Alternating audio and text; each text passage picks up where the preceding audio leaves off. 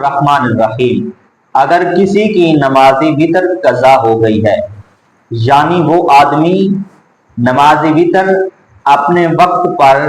अदा नहीं कर सका, अब वो आदमी नमाज वितर कज़ा करना चाहता है, उसका इआदा करना चाहता है बकिया नमाजों के साथ,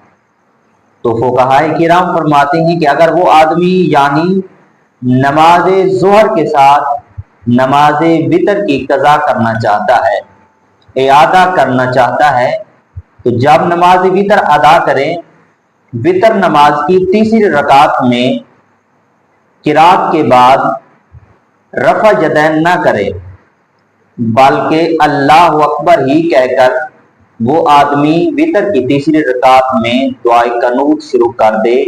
यानी बगैर रफ़ा यदैन के वो आदमी अल्लाह अकबर ही कहकर दुआए कनूत पढ़ ले। आगे फुक़हाए किराम वजह बयान फरमाते हैं, उसकी वजह ये है, अगर वो आदमी नमाज ज़ोहर के साथ या किसी और नमाज के साथ नमाज वितर की कज़ा कर रहा है, जब वो तीसरी रकात में किरात के बाद रफ़ा यदैन करेगा, वक्त तो है नमाज ज़ोहर का, तो देखने वाले आदमियों को पता चल जाएगा कि इसकी नमाज वितर कज़ा हो गई होगी और अब ये नमाज वितर कज़ा कर रहा है, इआदा कर रहा है। तो मेरे हुजूर अलैहिस्सलातु वस्सलाम के प्यारे गुलाम यही फरमाते हैं कि लोगों के सामने उसका तर्क करना नमाज वितर का ये जाहिर हो जाएगा कि इसने नमाज वितर तर्क की और अब कज़ा लौटा रहा है, तो इसी वजह से वो रफ़ा यदैन ना करे। आप खुद सोचें कि जब इस्लाम में एक नमाज के तर्क करने का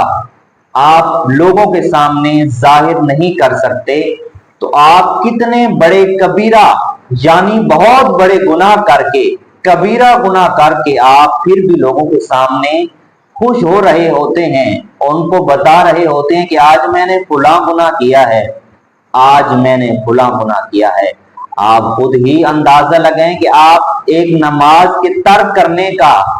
लोगों के सामने उसको जाहिर नहीं कर सकते कि आज मेरी नमाज कज़ा हुई है।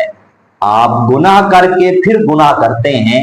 कि लोगों के सामने बैठकर खुश हो रहे होते हैं, तो आप पर मजीद अल्लाह की नाराजगी होती है। अगर आप अल्लाह को राजी करना चाहते हैं, अगर आपने गुनाह कर ही लिया है, आप अल्लाह की पाक बारगाह में अपने गुनाह की शर्मिंदगी उठाकर,